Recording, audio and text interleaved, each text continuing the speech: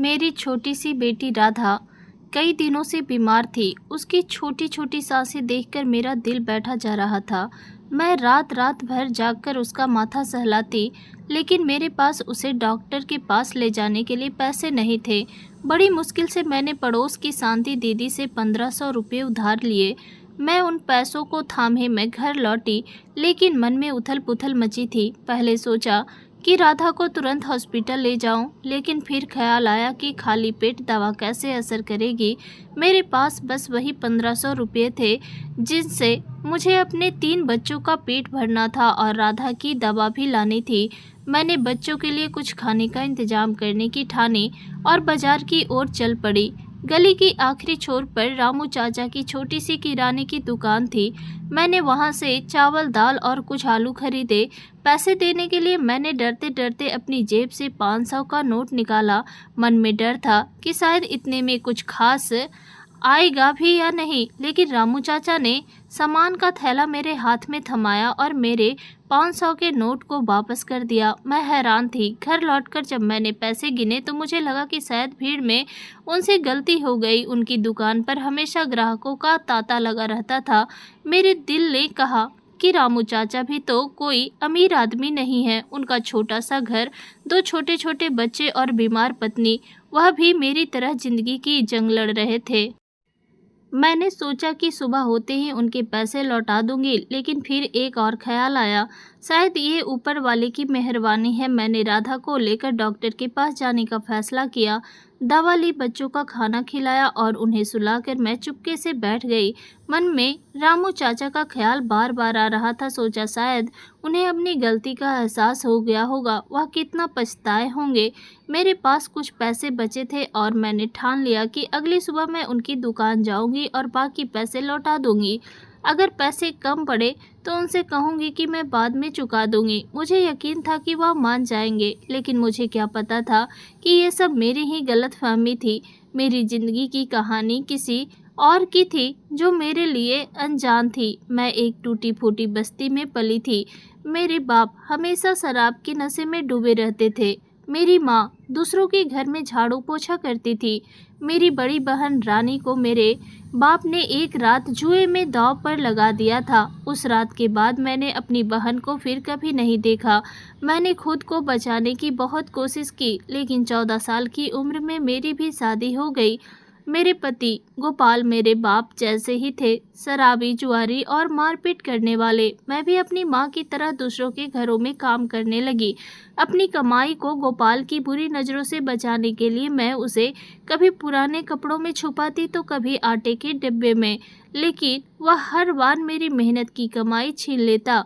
मेरे 3 बच्चे थे, राधा, राजू और छोटी सी माया।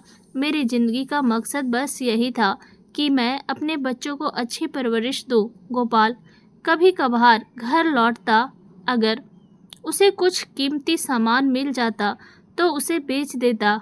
अगर कुछ नहीं मिलता तो मेरे और बच्चों के साथ मारपीट करता। लेकिन एक बात का सुकून था, ये छोटा सा मकान मेरा अपना था। मेरे ससुर ने, जो गोपाल की हरकतों से वाकिफ थे, शादी के बाद ये घर मेरे नाम कर दिया था। कम से कम मेरे बच्चों के सिर पर छत थी, जिसे गोपाल चाहकर भी बेच नहीं सकता था। मेरी बस्ती की दूसरी औरतें भी मेरी तरह थी, मेहनत करती, अपने बच्चों का पेट पालती। लेकिन उस दिन रामू चाचा की दुकान से लौटकर मुझे अपनी गलती का एहसास हो रहा था।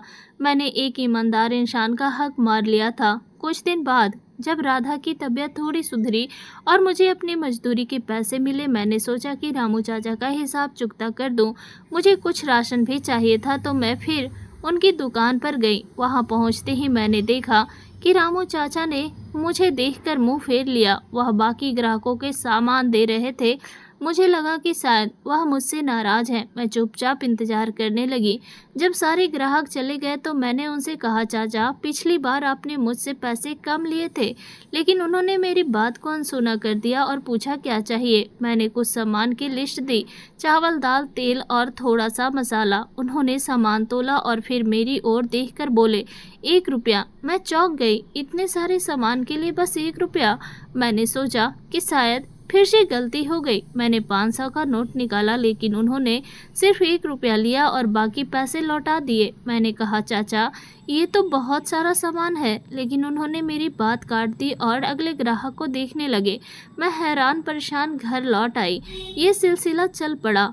मैं जब भी उनकी दुकान पर जाती वह मुझसे बस 1 रुपया लेते, चाहे सामान 100 रुपये का हो या 300 रुपये का। वह हमेशा 1 ही रुपया लेते और हर बार ऐसा करते कि कोई और ग्राहक आसपास ना हो। पहले तो मुझे ये सब बहुत अजीब लगा, लेकिन धीरे धीरे उनके इस व्यवहार से मेरे घर की कई ज़रूरतें पूरी होने लगी। मैंने अपने बच्चों को पास के सरकारी स्कूल में दाखिला करवा दिया। उनकी किताबें, कॉपियाँ और यूनिफॉर्म का इंतजाम हो गया। मैंने किसी को ये बात नहीं बताई क्योंकि रामू चाचा किसी और को इतने कम दाम में सामान नहीं देते थे।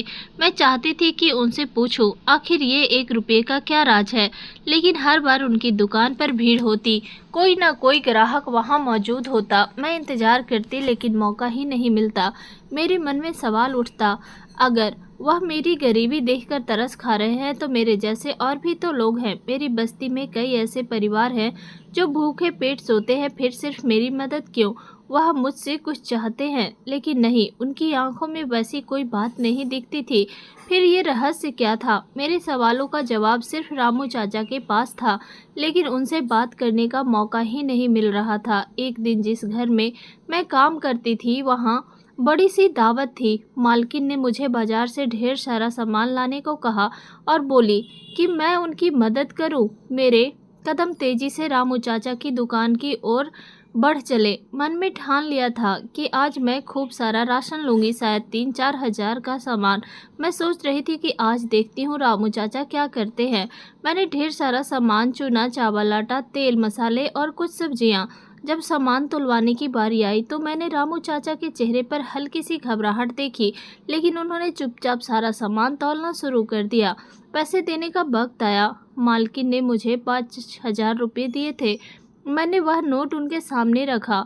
हमेशा की तरह उन्होंने 5,000 में से सिर्फ 1 रुपया लिया और बाकी पैसे लौटाने लगे। मैंने तुरंत कहा, चाचा ये सामान तो मेरे लिए नहीं, मालकिन के लिए है। उनकी आंखों में एक पल को हैरानी झलकी, फिर एक हल्की सी मुस्कान फैल गई। उन्होंने सामान के पूरे 4,000 रुपये लिए और बाकी पैसे लौटा दिए। उस पल मुझे यकीन हो गया कि वह सिर्फ मुझे ही सस्ते में राशन देते हैं। दुकान पर कुछ और लोग भी थे, इसलिए मैं उनसे कुछ पूछ न सकी। उस दिन मैं दावत की तैयारियों में इतनी उलझी रही कि अगले 2 दिन तक मुझे रामू चाचा की दुकान जाने का वक्त ही नहीं मिला। कुछ दिन बाद जब मैं फिर उनकी दुकान पर पहुंची तो वहाँ एक नया लड़का था। वह दुकान पर काम कर रहा था। हमेशा की तरह रामू चाचा ने मुझे ढेर सारा सामान सिर्फ 1 रुपये में दे दिया, लेकिन उस लड़के की मौजूदगी में मैं कुछ पूछ ना सकी। कुछ दिन बाद मैं फिर गई तो रामू चाचा वहाँ नहीं थे, सिर्फ वही लड़का था। मुझे अब सस्ते में राशन लेने की आदत सी हो गई थी, लेकिन हैरानी तब हुई जब उस लड़के ने भी सारा सामान सिर्फ 1 रुपये में दे दिया। मैंने उससे पूछा, तुमने 1 रुपया ही क्यों लिया? उसने जवाब दिया, मुझे तो बस मालिक का हुक्म मानना है। उन्होंने कहा है कि तुम जब भी आओ चाहे कुछ भी लो, सिर्फ 1 रुपये लेना। मैंने उस दिन शायद 300 रुपये का सामान लिया था, लेकिन उसने सिर्फ 1 रुपया लिया। मैंने पूछा, तुम्हारा मालिक कब आएगा? उसने कोई जवाब नहीं दिया, बस मुस्कुराकर दूसरी ओर देखने लगा। अब मैं और उलझन में पड़ गई। मेरे सवालों का जवाब चाहिए था। ये क्या माजरा था? सामान तो मुझे मिल रहा था, वो भी अच्छा, लेकिन मेरे सवाल अनसुने रह जा रहे थे। उन दिनों मेरे दोनों बड़े बच्चे राजू और माया स्कूल जाने लगे थे। उनकी पढ़ाई की वजह से मुझे उनके भविष्य की उम्मीद जागने लगी थी। ये सब रामू चाचा की सस्ते राशन की मदद से ही मुमकिन हुआ था। पहले तो मैं बस बच्चों के लिए 2 वक्त की रोटी का जुगाड़ सोचती थी, लेकिन जब से मेरे पास कुछ पैसे बचने शुरू हुए, मैंने उनकी पढ़ाई पर ध्यान देना शुरू किया। मुझे लगने लगा था कि शायद मेरे बच्चे पढ़ लिख कर कुछ बन जाएंगे और मेरी ये मुश्किल भरी ज़िंदगी खत्म हो जाएगी। मैं ज़्यादा पढ़ी लिखी नहीं थी, लेकिन थोड़ा बहुत हिंदी पढ़ लिया करती थी, इसलिए मैंने अपने तरीके से राशन का हिसाब रखना शुरू कर दिया। मैं सोचती थी कि अगर कभी मेरे पास ढेर सारे पैसे हुए तो मैं रामू चाचा का सारा उधार एक बार में चुका दूंगी। मैंने इस बात को अपने बच्चों से भी छिपा कर रखा। अगर बच्चे अपने दोस्तों से ये बात कह देते तो मेरे लिए मुश्किल हो जाती। लोग मेरे चरित्र पर सवाल उठाने लगते। मैं गरीब थी लेकिन बदचलन नहीं। लोग ये नहीं समझते और सवाल करने लगते कि आखिर रामू चाचा मुझे ही सस्ता राशन क्यों देते हैं। 8-9 महीने बीत चुके थे और मैं अभी तक रामू चाचा से उनके इस व्यवहार का राज नहीं पूछ पाई थी, लेकिन एक दिन मौका मिल ही गया।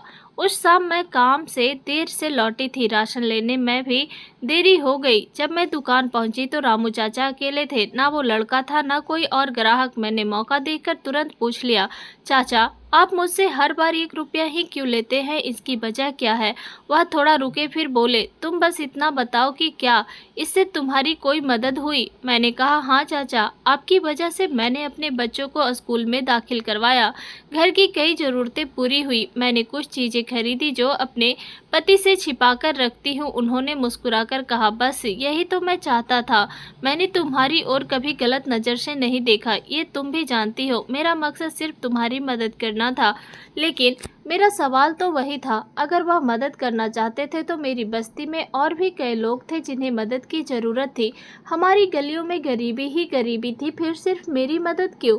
मैंने उनसे ये सवाल किया। वह थोड़ा घबरा गए, बोले, मेरे पास तुम्हारे सवाल का जवाब है लेकिन अभी नहीं बता सकता। मैंने जिद की, अगर आप जवाब नहीं देंगे तो मैं आपकी दुकान से राशन नहीं लूँगी। वह और परेशान हो गए। फिर उन्होंने कहा, ठीक है, मैं तुम्हें सारे जवाब दूंगा, लेकिन तुम्हें मेरे घर आना होगा।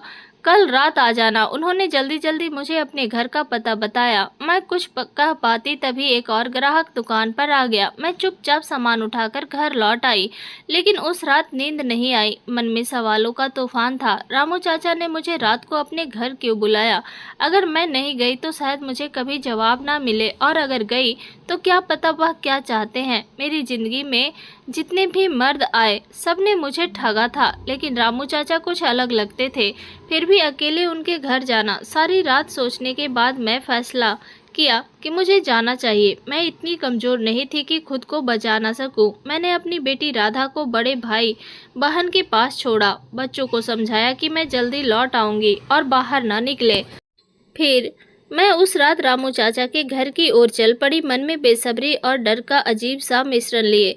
मैंने अपनी साड़ी की पोटली में एक छोटा सा चाकू रख लिया और रामू चाचा के घर की ओर चल पड़ी। चाकू इसलिए रखा था कि अगर कोई मुसीबत आई तो मैं अपनी रक्षा कर सकूं। जैसे जैसे उनके घर के करीब पहुंच रही थी, मेरी सांसें तेज होती जा रही थी। उनके दरवाजे के सामने खड़े होते ही मन में ख्याल आया कि शायद मुझे वापस लौट जाना चाहिए। सब कुछ तो ठीक चल रहा था। मेरे बच्चों को खाना मिल रहा था, उनकी पढ़ाई हो रही थी, घर की ज़रूरतें पूरी हो रही थी। मुझे इस रहस्य को जानने की क्या ज़रूरत थी? लेकिन मेरे दिल का एक कोना बार बार कह रहा था कि सच जानना ज़रूरी है। आखिर ये राज क्या है? मैंने हिम्मत जुटाई और दरवाज़ा खटखटाया।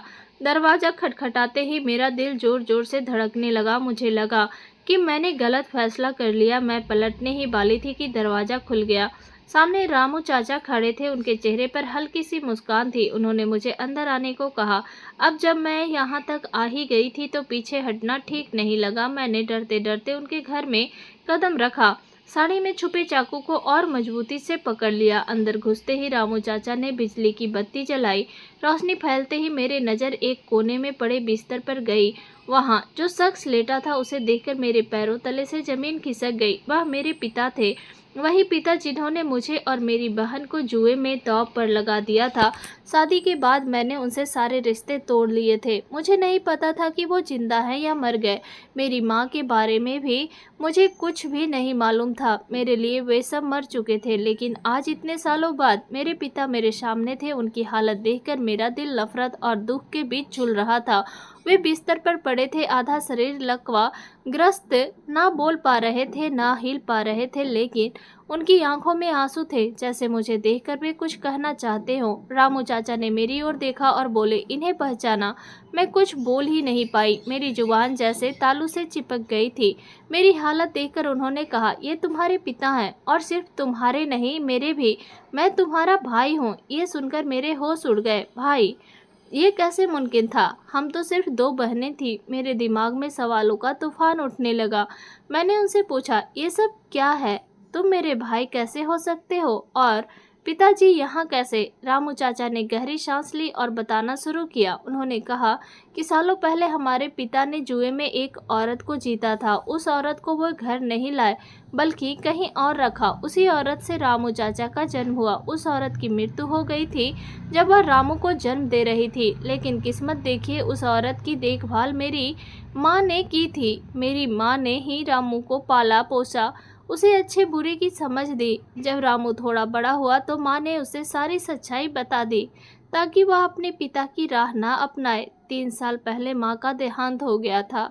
रामू ने बड़ी बहन यानी मेरी बहन के बारे में पता लगाने की कोशिश की, लेकिन उसे पता चला कि वह शादी के बाद बच्चे को जन्म देते वक्त मर गई थी।